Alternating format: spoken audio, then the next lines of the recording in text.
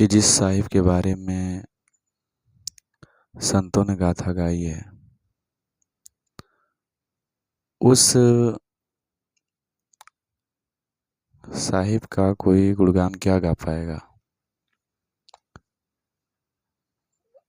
उनके द्वारा लिखे गए और जीवन में बताए गए लेख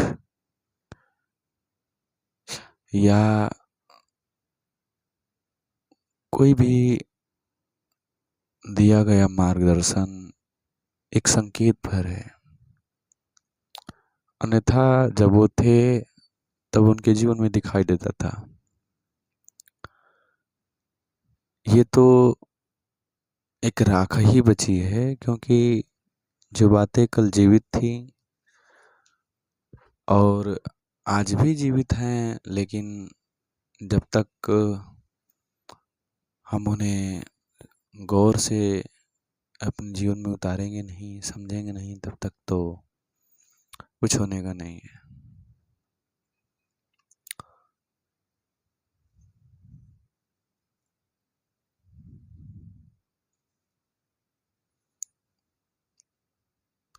और जिस साहिब के बारे में बाबा हरदेव सिंह जी, बाबा अवतार सिंह जी, बाबा बूटा सिंह जी, बाबा बुल्ले शाह जी, कबीर दास जी, मीरा, तुलसी, जितने संत हुए हैं जिन्होंने उस असीम साहब के बारे में या साहिब को उल्लेखित किया है, वो उल्लेख भरी है। क्योंकि जब तक जीवन में नहीं उतरेगा तब तक बात बनेगी नहीं। और संतों के जीवन में जब तक वो बातें उतरी नहीं थी तब तक उन्होंने कुछ नहीं बोला था, क्योंकि बातें बातें रह जाती हैं। तो साहिब तू बेअंत है, महिमा तेरी क्या कोई गाएगा। तू निर्गुण है न्यारा, तू निर्गुण न्यारा है, तेरे गुण को कोई क्या गाएगा।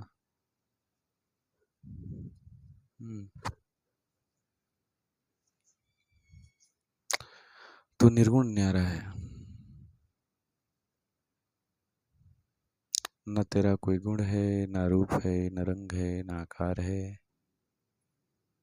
तू शून्य मात्र है। और उस शून्यता में अगर कोई डूब पाए, उस मौन को, उस सन्नाटे को कोई पढ़ पाए, तो कुछ आप वो सत्य के बारे में जान पाएंगे। नहीं तो सब बस तर्क कुतर्क है। आप किसी ग्रंथ से बोलिए, आप किसी शास्त्र से बोलिए, ग्रंथों को लेकर लड़िए, वेद पुराणों को लेकर लड़िए, कोई फायदा नहीं। और लड़ाने वाले आपको लड़ाते रहेंगे। अगर जानना ही है कि वास्तव में राम क्या है तो संतों से पूछिए ना, जिन्होंने जाना है, जिन्होंने उसमें जिया है, जिनका जीवन ही राम बन गया, उनसे पूछिए ना। आप जिन लोगों से पूछ रहे हैं उनको तो उनका असली अर्थ तक भी नहीं पता। और आपको जो सुना और जो आपको सुना भी रहे हैं उनको, उनसे कोई लेना देना भी नहीं है। वो तो बस एक मनोरंजन के तौर पे आपके सामने पेश आते हैं। और मनोरंजन के तौर पे राम कृष्ण और बहुत सारे साधु संत हैं, इष्ट देव हैं, जिनको बस अपने दिनचर्या की दुष्टता को एक मनोरंजन के भाव में लेकर उनको पूर्ति करने के लिए करते हैं।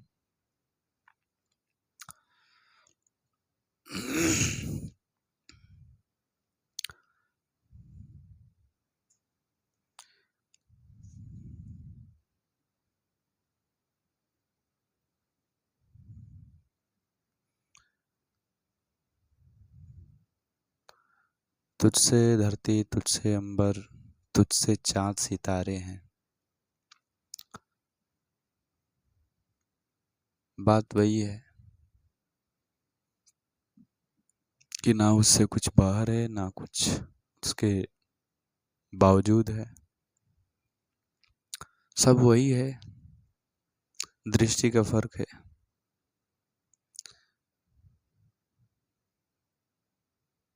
और इसमें बहुत ज़्यादा तर्क होते हैं, क्योंकि लोग कहते हैं कि जब सब में वही है तो किसको मना करना, किसको हाँ करना। सब में जब वही है तो कोई बात ही नहीं। लेकिन ऐसा नहीं है। लिखे हैं कि जहाँ मैं तहाँ मैं नाही।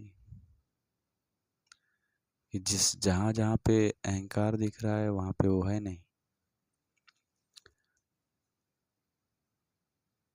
और अहंकार ही तो घूम रहा है ना सर्वोपरि सब जगहों पे। बिना अहंकार के कुछ हो भी नहीं रहा। तो उस अहम को कम करने में जो भूमिका निभाए, जो उस अहम को काटे, जो अपने आप को मिटाने, अपने आप को शून्यता में जाने, अपने आप को अकेलेपन की एक आभा प्राप्त करने में आपको सहयोगी बने, उसके संग साथ हो लीजिए। अन्यथा कुछ दिनों की ही भीड़ है, फिर तो हो ही जाने वाले हैं आप अकेले। कब तक ये सुंदरता, ये यौवन, ये संग साथ, ये मित्र दोस्त कब तक रहेंगे साथ? अभी भी चेत लीजिए, नहीं तो फिर बड़ी दिक्कत हो जाने वाली है।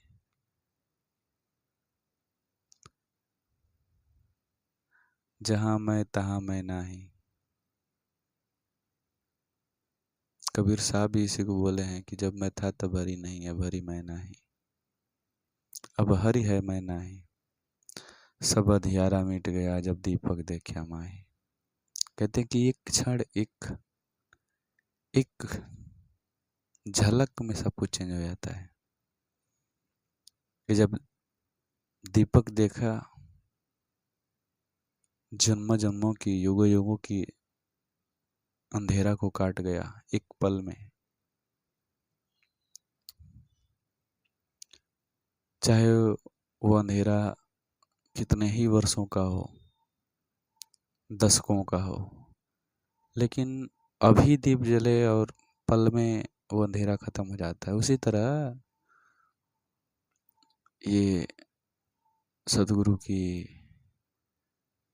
ये उस सत्य की ज्योति है,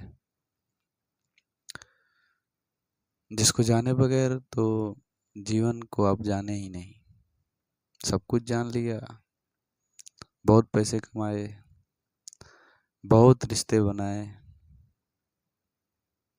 लेकिन बेचैनी खत्म नहीं हुई, क्योंकि बेचैनी खत्म होगी ही नहीं।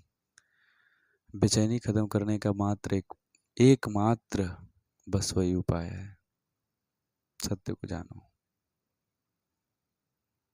अन्यथा दुनिया धक्के देती रहेगी, आप उसी धक्के में आगे बढ़ते रहो। आप जानोगे कि मैं प्रोग्रेस कर रहा हूँ, प्रोग्रेस नहीं हो रही है। वो तो भेड़िया चाल है, जिसमें कहे हैं एक संत ने कि अंधा अंधा ठेलिया, अंधा अंधे ठेलिया, कि अंधों की एक जमात है और अंधे अंधों को ठेल रहे हैं और सोच रहे हैं कि हम आगे बढ़ रहे हैं। ऐसी बात नहीं, बढ़ तो आप भीड़ के साथ ही रहे हैं। आप अभी एक रस हुए ही नहीं।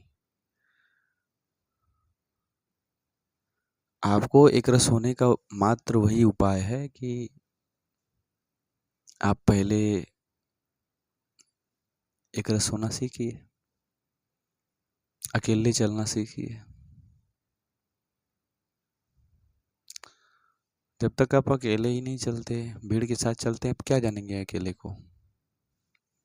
आप क्या जान पाएंगे कि अकेलापन क्या होता है।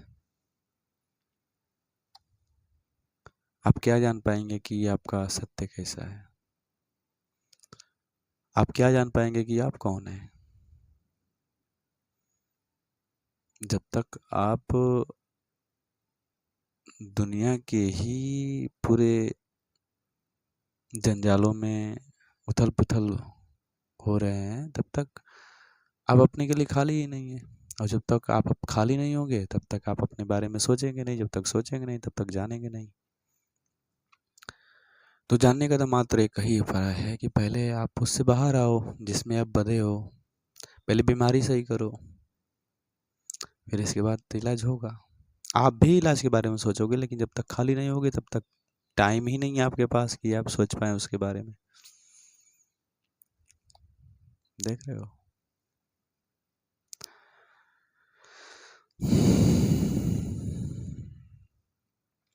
कायम दायम जगह पे अपनी, तेरे दम से सारे हैं। कह रहे हैं कि सब लोग कायम दायम है अपनी जगह पे। और इसमें बहुत बड़ा इशारा है कि आप भी अपनी जगह पे हो जाओ। आप जिस घन चक्कर में पिस रहे हो, घूम रहे हो, वो ये आपका जगह है नहीं। आप जो सोच रहे हो, जिस भांति से जी रहे हो, ये आपका जगह नहीं है। आप समझ ही नहीं पा रहे हो कि दुनिया किस तरह से गतिमान है। दुनिया में राजनीति चलता है। राजनीति का ये प्राथमिक मतलब ये होता है कि दूसरे को पीछे ढकेलो, चाहे वो श्रेष्ठतर क्यों ना हो, उसे पीछे ढकेलना है और खुद आगे जाना है। और ये बहुत गंदी भावना है। देखते हैं ना, राजनीति में ऐसा होता है कि कोई विपक्ष का नेता कितना भी बढ़िया काम कर ले, लेकिन उसके विपक्ष में खड़ा हुआ नेता हमेशा उसकी निंदा ही करता है कि ऐसे हो गया, वैसे हो गया, ये हो गया। क्योंकि उससे वो बातें हजम ही नहीं होती। वो जाना चाहता है, वो अपने उस पद के लिए मर रहा है। उसको दुनिया की भलाई, समाज की गंदगी, वातावरण, किसी से कुछ मतलब नहीं है। बस वो तो एक दबाव है, और दबाव के एवज में आकर आपको कुछ करता भी है, आपको कुछ देता भी है, आपका कुछ संवारता भी है। अन्यथा उसका अपना कोई लक्ष्य नहीं है कि वो साफ करे।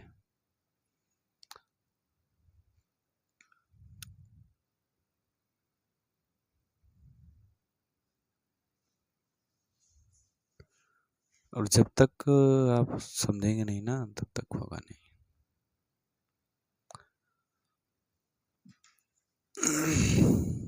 जिसमें बताया ना कि अपनी जगह पे सब लोग कायम है तेरे दम से। अब समझ लो कि कौन सा तेरे को बोल रहे हैं।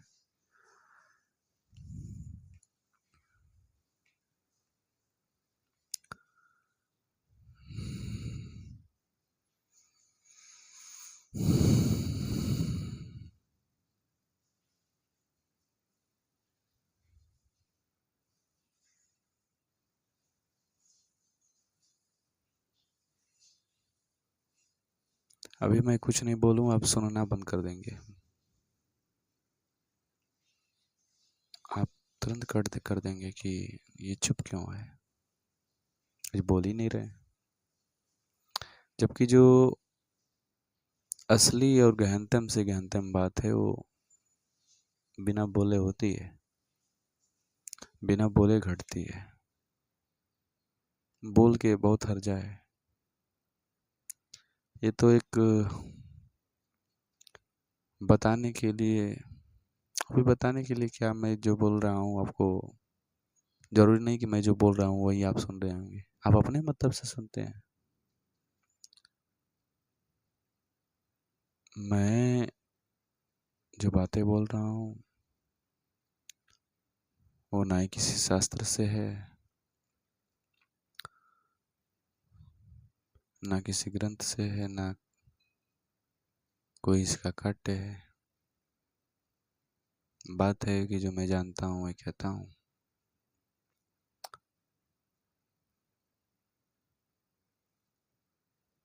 हालांकि ये है कि जो बातें मेरे अनुभवों से मैच करती है मैं उनको उठा लेता हूँ।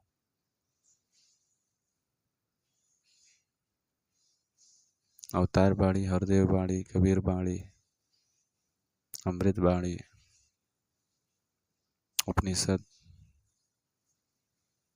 ये सब वही तो है।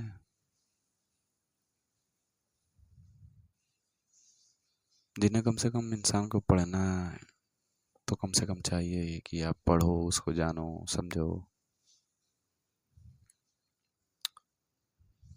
लेकिन आज के ज़माने में बहुत कठिनाई है। लोगों के पास इतना टाइम ही नहीं कि वो पढ़े, समझे, जाने। अरे कौन, हटाओ इसको, वो अपने में लगे हैं, खौर खौर खौर।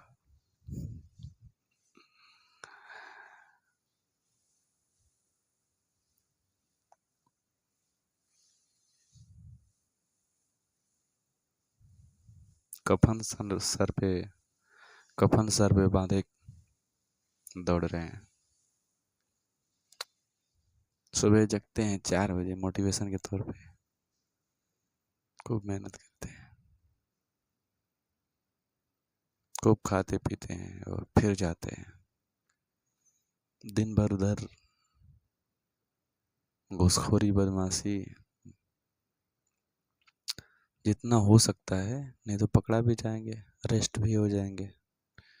जितना हो सकता है नियम कायदे में रहकर उतना सब कुछ करते हैं, सब आजमा लेते हैं। क्योंकि भाई परिवार चलाना है ना, और परिवार चलाने के लिए इतना मरे जा रहे हैं। अरे जिस परिवार को चलाने के लिए इतना बदसलूकियाँ करना पड़े, उससे बेहतर है कि परिवार रखो ही ना, आराम से जियो। लेकिन ये किसी को मंजूर नहीं है। मंजूर होगा भी कैसे भाई? ये भीड़ भाड़ में रहने वाले लोग अकेले चलेंगे कैसे? एक दिन अकेले चलते इनका प्राण कंपने लगते हैं, नहीं चल पाते अकेले। अकेले चलना बहुत बड़ी बात होती है। ये भीड़ वाले लोग अकेले वालों को देख के बहुत जलते हैं। ये भीड़ वाले लोग अकेले वाले लोगों को देखकर दो बातें भी बोलते हैं। ये बिना आंख वालों को देखना भी नहीं पसंद करते। क्योंकि जिसकी आंख आ गई, जिसका एक दृश्य खुल गया, वो फिर बाज नहीं आता। उसको जहाँ जाना है, जो करना है वही करता है। लेकिन जो लोग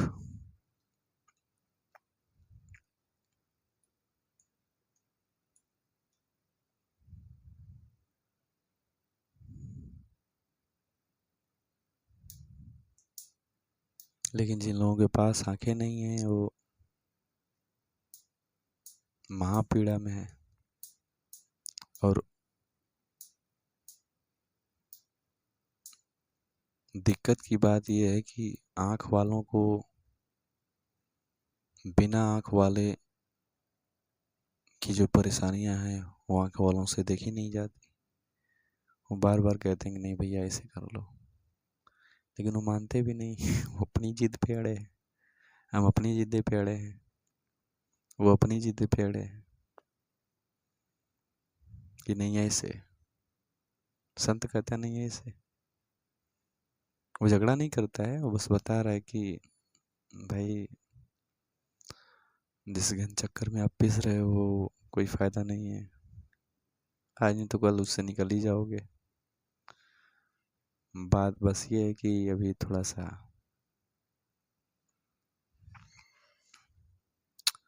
कुछ आपसे लालच है, किसी को मोह है, आपके भी अंदर भी शक्ति है, आप भी किसी से आ सकते हैं, तो आप लगे पड़े हैं।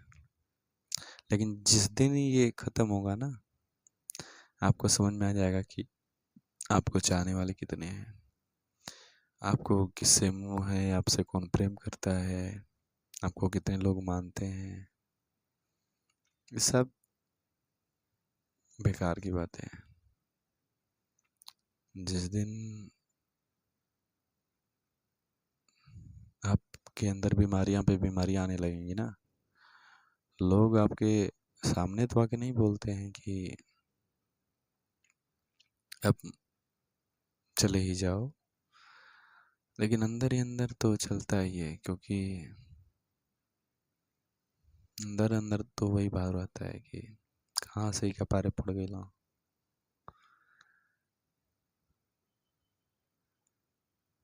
तो इससे बढ़िया है कि पहले ही जानो, पहले ही समझो, वक्त रहते उस बात को समझो, नहीं तो बिना समझे तो भाई वही बात है।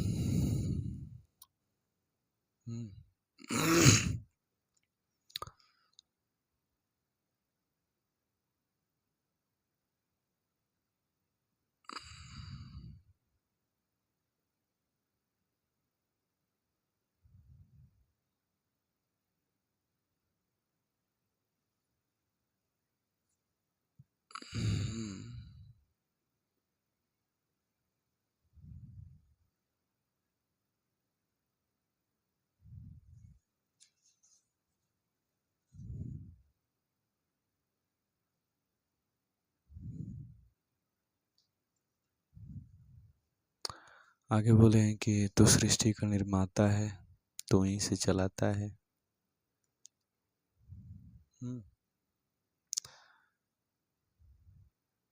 तो जब तू सृष्टि का निर्माता है, तू ही से चलाता है, तो आप क्यों ठान रखे हैं कि हम ही चलाएंगे? पगला गए हो?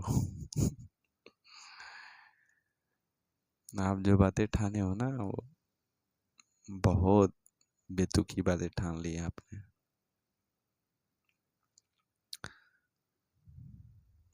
वो कह नहीं रहा कि आप इतना उठाओ भार बोझ, लेकिन आप खुद तत्पर उठाने को, नहीं भैया हम ही उठाएंगे, हम ही चलाएंगे, हम ही चलाते हैं, हम घर के मालिक हैं। कौन कह रहा है आपको मालिक बनने के लिए? लेकिन आप पूरे व्याकुल हो जाते हैं जब आपको मालिक होने से हटाया जाता है। आपको कहा जाता है कि नहीं, आप के घर में ये फलां व्यक्ति हो गए हैं, पूरी जिम्मेदारी अब इनको सौंप दिया जाए।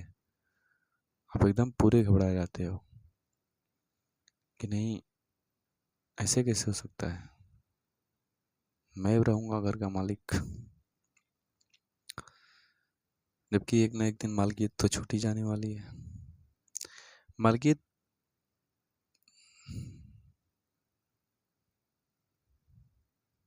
जाती है तो बहुत दर्द होता है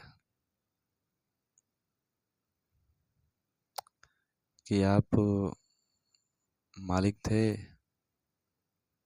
तो आपकी पकड़ थी पूरे परिवार पे, पूरे जायदाद पे, पूरी संपत्ति पे।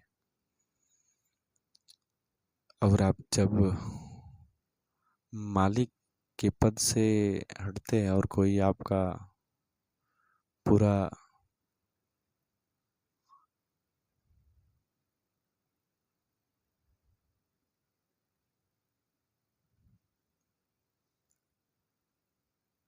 कारोबार कोई और संभालता है, तो बहुत बेचैनी होती है कि भाई अब तो हमारे हाथ से बहुत कुछ निकल रहा है, ना परिवार हमारे बस में रहेगा, ना परिवार पे हमारा कोई लगाम रहेगा। जिसका जो मन वो करेगा, मेरी तो कोई मानेगा नहीं। आपका क्यों माने कोई? आप कौन है? अरे भाई आप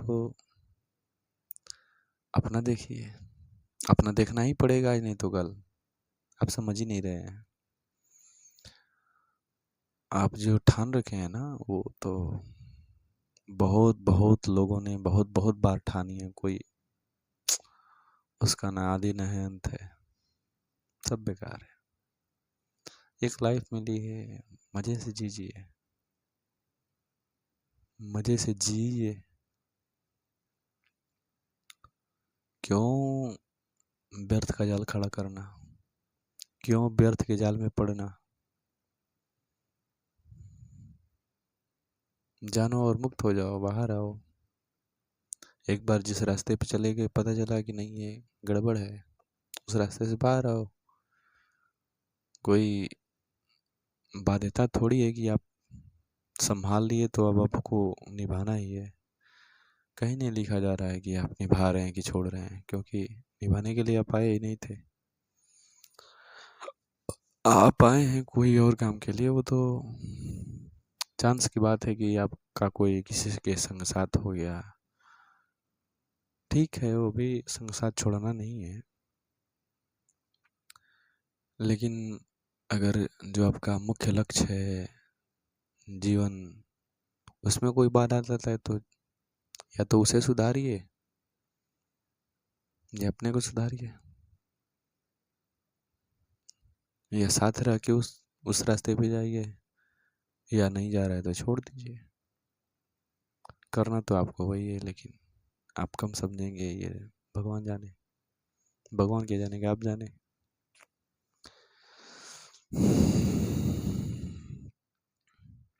तुझसे दिन निकलता है और तुझसे होती रात है, जग में जिसने जो पाया है सब तेरी सौगात है। हम्म। तुझसे दिन निकलता है, तुझसे होती रात है,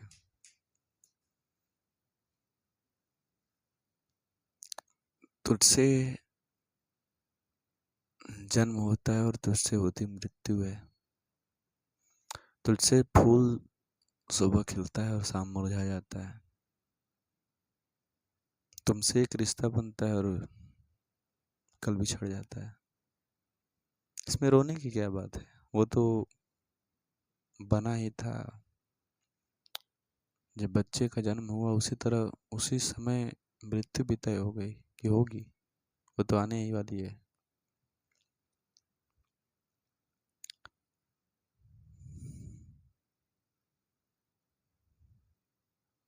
रोना क्या रोना,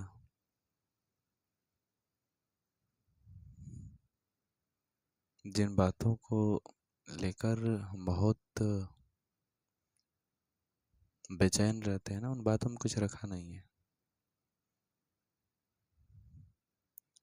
बस एक बार आप जान जाओ कि उन बातों में कुछ और है ही नहीं विशेष, तो आप उनसे बाहर भी निकल पाओगे। लेकिन आप जानते भी नहीं हो कि उन बातों में कुछ विशेष नहीं है, तो आप निकलोगे कैसे।